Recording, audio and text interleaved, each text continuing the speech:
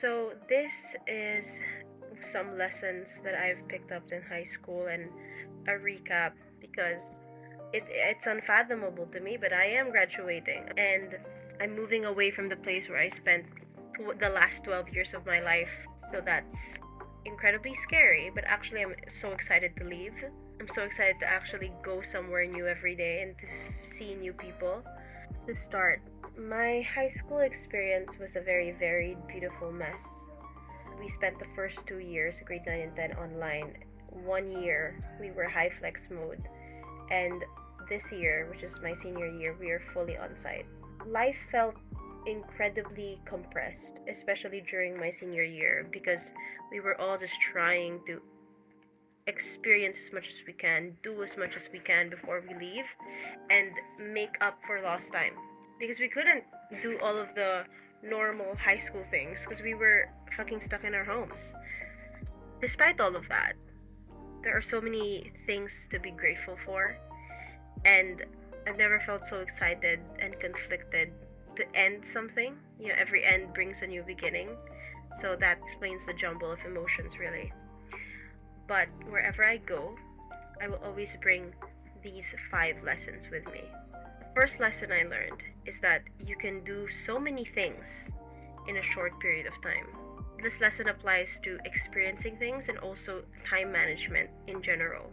I was never a star achiever or a student council officer, even a class officer, or just like a person who had so many extracurriculars. I joined a few orgs, but I never was so ingrained, I guess. I never gave so much of my energy to the school, to the extracurricular part of the school, if that makes sense. I would look at school athletes and the student council officers, and I would always think, how do they do it? How do they go to school at the crack of dawn, go to all their classes, do their homework, attend meetings until sundown, live a social life, go out during the weekends, and still get stellar grades? I never understood how they could do that. But that's partly because I never really developed good time management skills, which is my fault. Essentially, this lesson talks about figuring out what works best for you. There was a point in my life wherein I would wake up at 3 a.m. to study. It was so peaceful. I would make my matcha, I'd sit on my desk and turn on my lamp and play folklore and get it done. It was very nice, but the pressure to sleep early was on. I had to be asleep by 9 p.m. And 9 p.m. these days is the new 7 p.m. So, but in general, it's just that you need to learn how to actually manage your time wisely. Otherwise, you're never gonna get anything done. You're never gonna achieve anything. You're never gonna succeed. Aside from allotting time, also figure out your priorities. And my priorities were sleeping well every night. So that's what I did. The second lesson I learned is balance, balance, balance. This goes 2 ways, which is identity balance and work-life balance.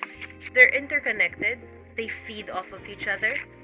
And both having a balance of your sense of identity or sense of self and having work-life balance helps you feel like less of a cog in the machine of the world. It helps make you feel more like a fucking human, like an individual. So when I was living through the pandemic, I had an existential crisis because I realized that my entire sense of self was tied to my academics. I had no interest. I had no hobbies. I had nothing that would make me a well-rounded person. I had nothing to show for other than my grades. When my grades, the numerical value, when those dropped, it felt like my entire world was shook. It felt like the entire world was ending because I wasn't succeeding. That really made me think twice. I was like, why am I basing all of me on this number? And why am I letting these numbers, control the tides of my emotions and control how I view myself? So during the summer before senior year, I made a very focused effort to actually broaden my horizons, which that included taking up hobbies such as journaling, writing, editing, and making YouTube videos. And I also aspired to be a cinephile. And you know what? It worked. Obviously, being a student is still my number one priority, and it's still the main brand, if that makes sense. But I have more things to live for now. I look at school as essentially a stepping stone for who I want to be. And it's just to enrich who I am. It's not who I am. It's just an aid for my development.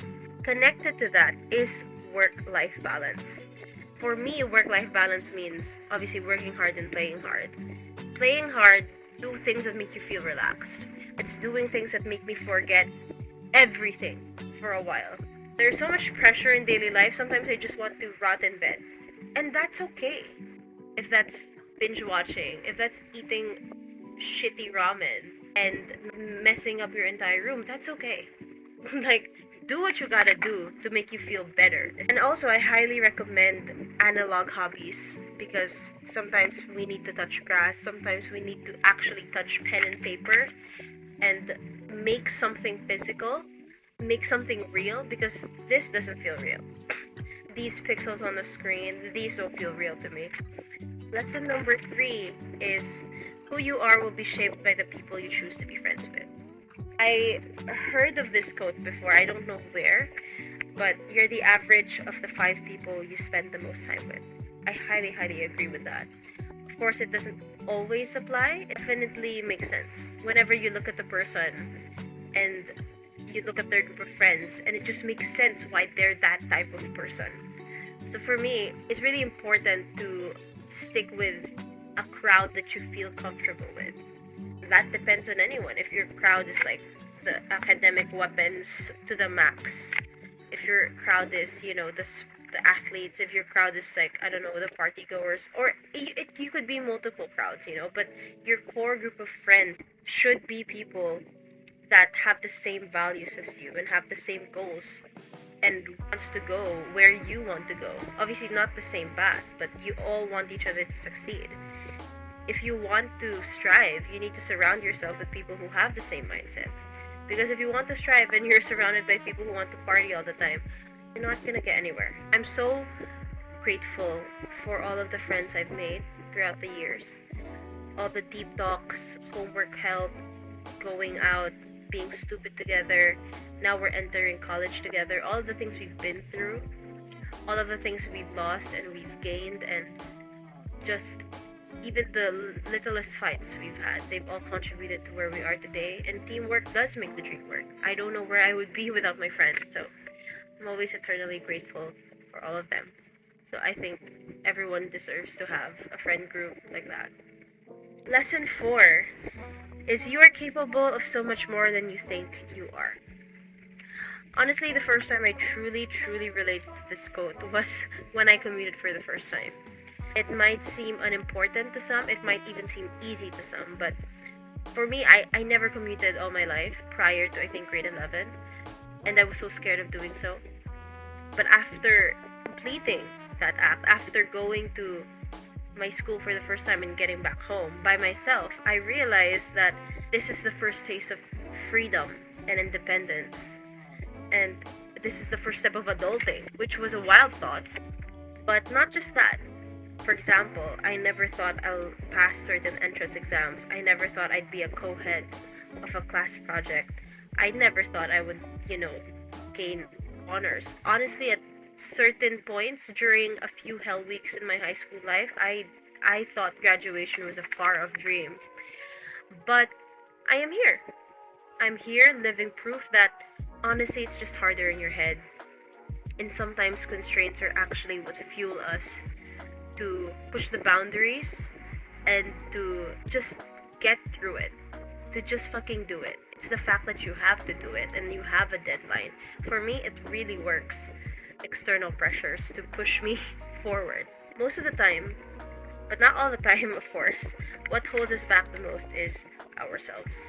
My friend always says to take the risk because, well, for her, it was for love life. Take the risk because it's better to have loved and lost than to have never loved at all. But you should also take the risk because the pain of discipline is less painful than the pain of regret.